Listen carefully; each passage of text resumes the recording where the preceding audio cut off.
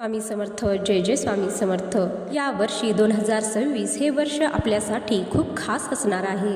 कारण 2026मध्ये धोंड्याचा महिना, ज्याला आपण अधिक मास किंवा पुरुषोत्तम मास किंवा मलमास म्हणून देखील ओळखतो, तर तो या वर्षी आलेला आहे. शास्त्रामध्ये या महिन्याला पुरुषोत्तम मास म्हणून विशेष महत्त्व दिले गेले आहे. कारण स्वतः भगवान श्री विष्णूंनी या महिन्याला माझं नाव द्या असं सांगितलं. लोक अधिक महिन्याला धोंड्याचा महिना असेही म्हणतात.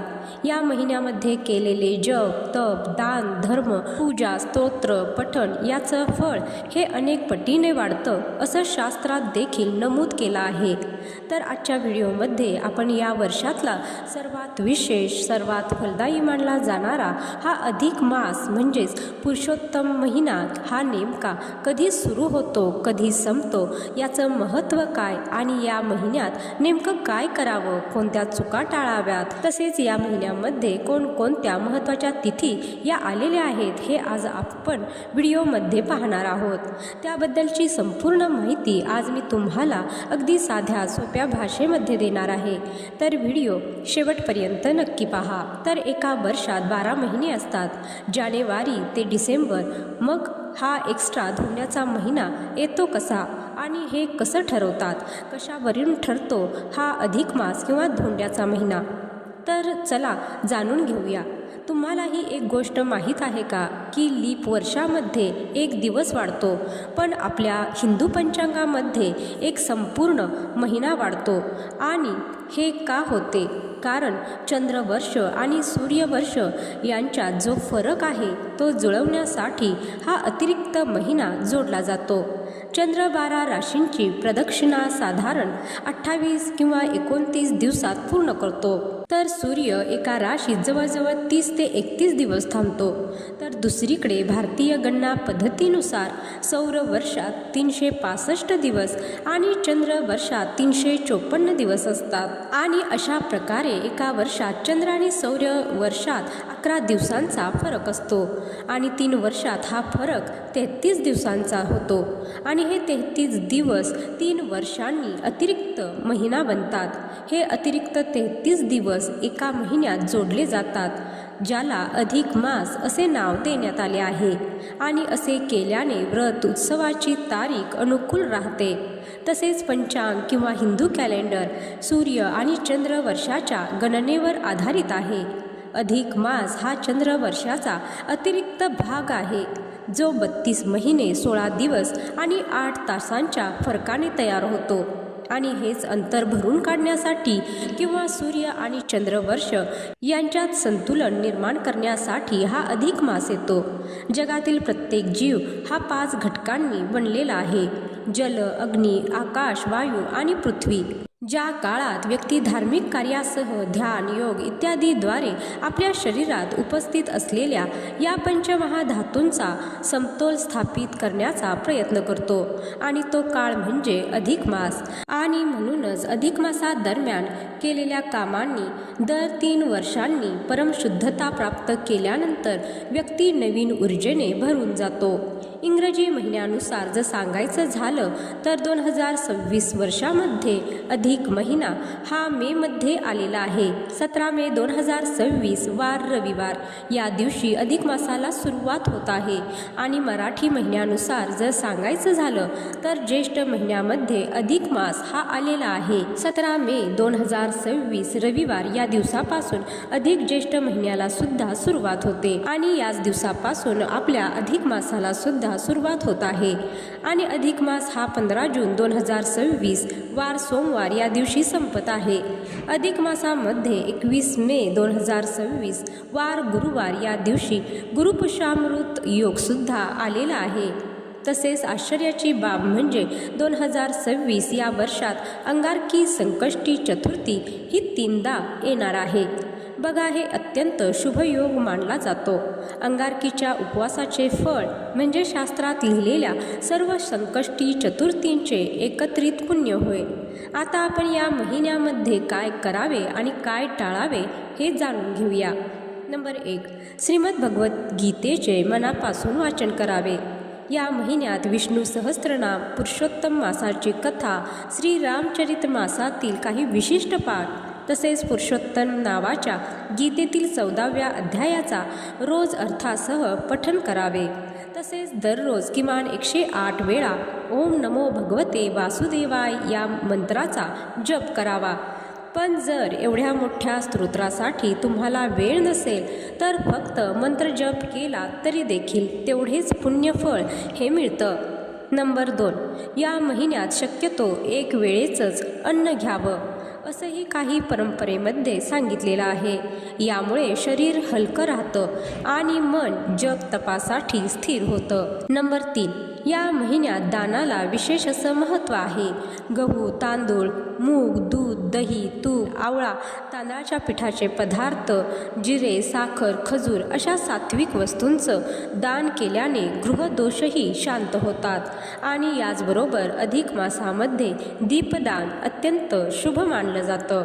नंबर 4, 21 मे 2026 या दिवशी गुरुपुष्यामृत योग आहे। अतिशय शुभ तिथी आहे।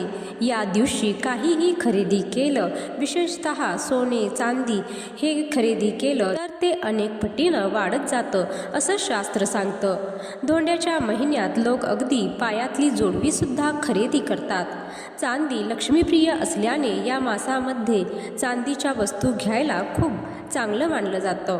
तसेच धोंड्याच्या महिन्यामध्ये जावई आणि मुलीला चांदीचं वाण देण्याची देखील परंपरा आहे। अजूनही अनेक घरात ही परंपरा चालते। चांदी हा सात्विक, शुभ आणि धन वाढवणारा धातू मानला जातो। नंबर 5, या महिन्याला पुरुषोत्तम मास, माधव मास असे देखील म्हणतात। या महिन्यात केलेली पूजा, जप, दान, पाठ, सेवा याचं फळ हे 100 पटीने जास्त लाभतं म्हणजेच वाढतं। पण या महिन्यात काही चुका केल्या तर त्याचा परिणाम संपूर्ण वर्षभर हा जाणवू शकतो आणि म्हणूनच आज आपण जाणून घेऊया की अधिक मासात कोणत्या चुका ह्या अजिबात करू नयेत आणि कोणत्या गोष्टी केल्याने पुण्य कमी होतं। तर बघा, लग्न, साखरपुडा, गृहप्रवेश, नामकरण, मुंडन, मोठी लग्न कार्य, गृहशांती ही कामे या काळामध्ये टाळली जातात। तसेच या महिन्यात मांसाहार, मद्यपान, कांदा, लसूण आणि उडदाचे पदार्थ देखील खाऊ नयेत। तसेच कोणत्याही नवीन कामाची सुरुवात अधिक मासामध्ये करू नये। साधारणतः नवीन कामे, नवीन बांधकाम, नवीन कार्याची सुरुवात, नामकरण, गृहप्रवेश, लग्न, मुंज, वास्तुशांती अशी मोठी शुभकामे या महिन्यामध्ये टाळली जातात। तसेच विहीर, बोरिंग, तलाव खोदणे अशी कामे देखील करू नयेत, कारण हा महिना उपासना आणि आत्मशुद्धीचा मानला जातो। नंबर 2, हा महिना शांततेचा, जपाचा, सेवेचा आहे। भांडण केल्यास पुण्य नष्ट होते असे म्हणतात। तसेच रोज सूर्योदयापूर्वी उठावे। अधिक मासात ब्रह्ममुहूर्तात उठणे हे अनिवार्य मानले जाते। तसेच उशिरापर्यंत झोपणे यामुळे पुण्य देखील कमी होते। देवघर, देवाची मूर्ती अस्वच्छ ठेवू नये। नंबर 3, तिखट वाणी, निंदा, चुगली अजिबात करू नये। अधिक मासात निंदा, वाईट बोलणे टाळल्यास पुण्य खूप वाढतं आणि वाईट बोलल्यास पुण्य हे क्षीण होतं। नंबर 4, विशेषतः अधिक मासात घरातील कचरा साफ करणे हे अत्यंत शुभ आहे। तसेच काटकसर न करता जास्तीत जास्त दान करावे, कारण अधिक महिन्यात दानाचं पवित्र फळ हे 100 पटीनं वाढतं। दान टाळणे म्हणजेच पुण्य गमावणे। जास्त खर्च, दिखाऊपणा टाळावा आणि हा महिना खूप खर्च करण्याचा नसून साधेपणा आणि मर्यादेचा आहे। नंबर 5, देवाचे व्रत अर्धवट सोडू नका आणि तसेच केलेला जप, व्रत, पाठ अर्धवट सोडणे हे चुकीचं मानलं जातं। अधिक मासामध्ये तिखट, राग वाढवणारे अन्न टाळावे आणि अधिक महिन्यामध्ये तामसिक आहार हा पुण्य कमी करतो। नंबर 6, या महिन्यात घरात अंधार ठेवू नका। संध्याकाळी दीप लावणं अत्यंत शुभ असतं। तसेच वडीलधाऱ्यांचा अपमान अजिबात करू नये। वृद्धांचा अपमान हा सर्वात मोठा दोष आहे। या महिन्यात तो अधिक गंभीर मानला जातो। उपवास, दान, पारायण, गरिबांना अन्नदान या सेवा या महिन्यामध्ये अवश्य कराव्यात। अधिक मास हा फक्त एक जास्तीचा महिना नाहीये, तर हा जीवन बदलवणारा, कर्मशुद्ध करणारा, पुण्य वाढवणारा असा काळ आहे आणि या छोट्या चुका जर टाळल्या तर घरामध्ये सुख समृद्धी नक्की येईल। अडथळे देखील दूर होतील, मानसिक शांती देखील मिळेल, धन समृद्धी वाढेल आणि सर्वात महत्त्वाचं म्हणजे भगवान श्रीहरींची कृपा ही तुमच्यावरती अखंड राहील। तर आता आपण हिंदू धर्मातील अत्यंत पवित्र मानल्या गेलेल्या अधिक मास किंवा पुरुषोत्तम मासाबद्दलची एक पौराणिक कथा जाणून घेणार आहोत, जी आपल्याला या महिन्याचं खरं महत्त्व पटवून देईल। फार वर्षापूर्वी निभिष नावाचा एक अत्यंत पराक्रमी आणि शक्तिशाली राजा होता। त्याच्याकडे अफाट संपत्ती होती। त्याने अनेक मोठे यज्ञ केले होते, दान धर्म केले होते, पण त्याचा एक मोठा दुर्गुण होता गर्व। त्याला त्याच्या पुण्याईचा आणि सत्तेचा प्रचंड अहंकार होता। राजा निभिषने अनेक दानधर्म केले, पण त्याला अधिक मासाचे महत्त्व हे कधीच समजले नाही। जेव्हा जेव्हा अधिक मास येई तेव्हा तो त्याकडे दुर्लक्ष करी। त्याने कधीही त्या पवित्र महिन्यात विशेष पूजा किंवा दानधर्म केले नाही। त्याला वाटले, मी नेहमीच दान करतो आणि मग या वेगळ्या महिन्याचं काय महत्त्व। काळानुसार राजा निभिषचा मृत्यू झाला आणि त्याच्या पाप पुण्याचा हिशोब झाला। त्याच्या पुण्याच्या तुलनेने त्याचा अहंकार आणि अधिक मासाकडे केलेले त्याचे दुर्लक्ष खूप मोठे पाप ठरले। त्याला स्वर्गातून खाली ढकलण्यात आले आणि त्याला शिक्षा म्हणून साप योनीमध्ये जन्म घ्यावा लागला। साप योनीत तो अजगर बनला आणि तेथेही त्याला खूप दुःख भोगावे लागले। आणि अनेक वर्षानंतर जेव्हा पांडव वनवासात होते तेव्हा बलवान भीम एका अजगराच्या तावडीत सापडला। तो अजगर दुसरा तिसरा कोणी नसून तो शापित राजा निभिष होता। जेव्हा युधिष्ठिर तेथे आले तेव्हा अजगराने आपली संपूर्ण कथा सांगितली। युधिष्ठिर हे धर्माचे आणि शास्त्राचे मोठे जाणकार होते। त्यांनी निभिषला सांगितले, हे राजा, तुझ्याकडे सर्व काही होते, पण तू अधिक मासाचे महत्त्व ओळखले नाहीस आणि त्या महिन्यात केलेले साधे दान ही सामान्य महिन्यातील मोठ्या दानापेक्षा श्रेष्ठ असते आणि तुझ्या पापाचे मूळ तेच आहे। युधिष्ठिरच्या शब्दांनी निभिषला ज्ञान प्राप्त झाले आणि त्याने मनोमन पश्चाताप व्यक्त केला आणि अधिक मासात भगवान विष्णूंची पूजा आणि नामस्मरण केले।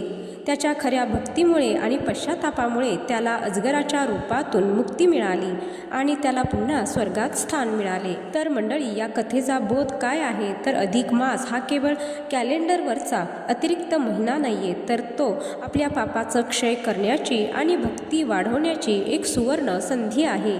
आणि या महिन्यात केलेले छोटेसे सत्कर्म हे भगवान विष्णूला प्रिय असते। तर आजच्या या माहितीपूर्ण व्हिडिओमध्ये तुम्हाला अधिक महिन्याची महत्त्वपूर्ण अशी माहिती दिलेली आहे। तर व्हिडिओ आवडला असेल तर व्हिडिओला नक्की लाईक करा, शेअर करा आणि चॅनलला सबस्क्राईब करायला विसरू नका। तसेच कमेंट बॉक्समध्ये जय श्री स्वामी समर्थ, ओम नमो भगवते वासुदेवाय नमः लिहायला विसरू नका। व्हिडिओ शेवटपर्यंत पाहिल्याबद्दल धन्यवाद। जय श्री स्वामी समर्थ, जय हरी विष्णू।